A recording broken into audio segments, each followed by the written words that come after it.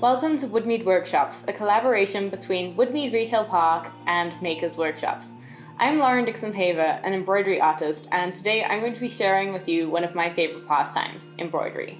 I've been embroidering for a really long time, and I'm really passionate about finding new ways to take this hobby that many people think is old-fashioned and boring, and making it into something that's fresh and new and fun. I exhibited my animated embroideries at the National Arts Festival in 2018, and I've taught several workshops in the hopes of bringing this craft that I love to as many people as possible. After a year like 2020, I think embroidery is the perfect craft to do at home alone on your couch, because who doesn't need to get out their frustration by stabbing something 1,000 times and also creating something beautiful in the process. I've been sewing for as long as I can remember, and I think embroidery was a natural step and progression from that.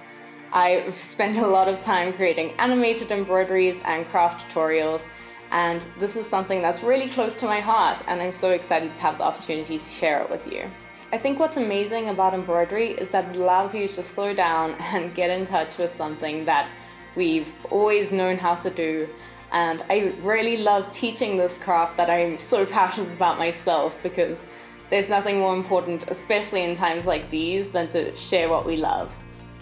In your Woodmead Workshop embroidery box, you will find one plastic embroidery hoop, a selection of various colors of embroidery thread, a pair of snippers, a small pencil, an unpicker, needles, a needle threader, and your tote bag, which you'll be stitching on, which is perfect for taking shopping at Woodmead Retail Park. To prepare the design that you're going to be embroidering, choose an image that you'd like to immortalize on your bag. You can choose something that you've thought up yourself or something you've seen online, and you can even print a picture and trace it. I prepared this design before starting, and I'm tracing it onto my bag to make sure that it looks just as I'd planned it in my mind. To trace it on, you can print it onto your bag, or you can simply even trace from your phone or just freehand onto your bag with your pencil. Once you've traced your design onto your bag, it's time to start stitching. Start by opening up your embroidery thread and choosing which color you'd like to start with. Take off a piece of thread that's about the length from your fingertips to the end of your elbow, and snip that off using your snippers. Each embroidery thread is made up of smaller strands, so you can divide those strands up to get a thinner, different look. I like to work with 2 or 3 strands on most of my work. Next, it's time to thread your needle. To do this, put the wire of your needle threader through the eye of your needle. Next, thread your thread through that loop of wire. Pull the wire back through the eye of the needle, and your needle is threaded. Once your needle is on your thread, go to the other side of your thread and tie a knot in the end. You can cut off any extra thread after your knot to leave a short tail. To start your embroidery, you're going to loosen the bolt at the top of the hoop and remove the inner white hoop from the outer hoop. Put the white hoop inside of your bag, making sure that you're only sandwiching one piece of fabric and not both. Next, put the outer hoop around that inner hoop and tighten the bolt at the top. Now you're ready to start stitching. Start by pushing your needle through on the back side of your embroidery. This will ensure that your knot is hidden and secured on the side you won't see.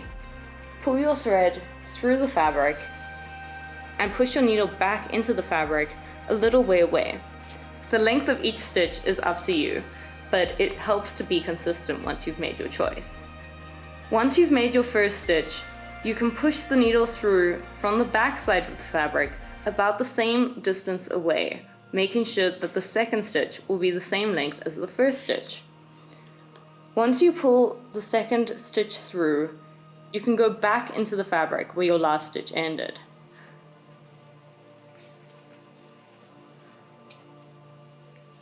This is the start of great line work and helps for outlines, text, and anything else that requires lines.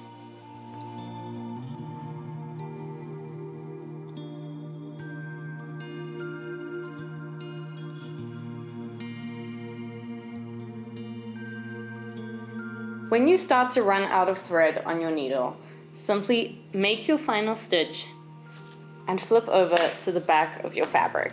Pull the needle through and stitch through that last stitch, picking up a little bit of the fabric and the thread. While your needle is halfway through that stitch, take the loose end of the thread and wrap it around your needle.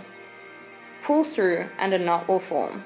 Then snip off any remaining thread, leaving a little tail, and your work is secure.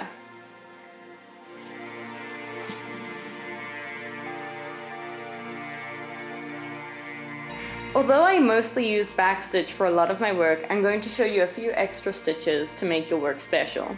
The stitch I use to fill in big areas with color is called a satin stitch.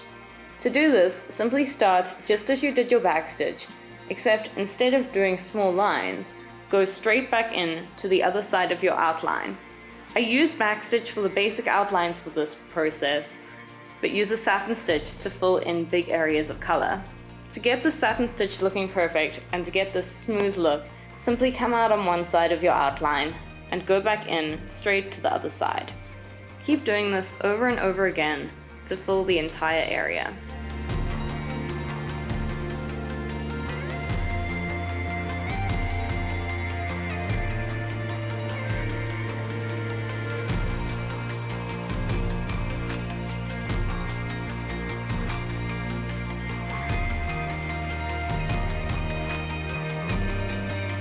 Next, I'm going to show you how to create a simple flower to add to your design.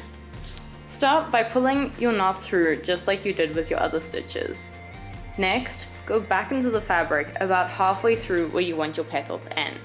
Pull the thread through and you'll have the first part of your petal formed. Next, come out where you want the end of your flower to be. I like to draw a simple circle just to guide me and make sure that my flower is the right shape. Go back into where your first stitch ended to create the first half of your petal. Now repeat this on the other side to create the other half of your petal.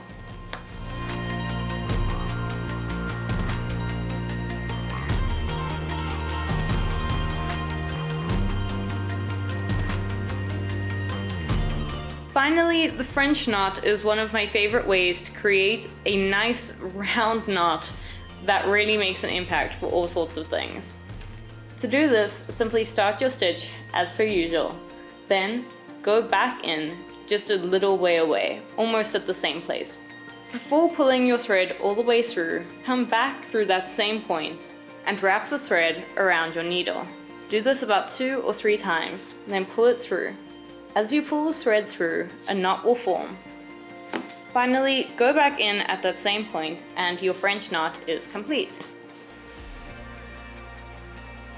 Thank you so much for joining us today, and we'll see you next time. Bye!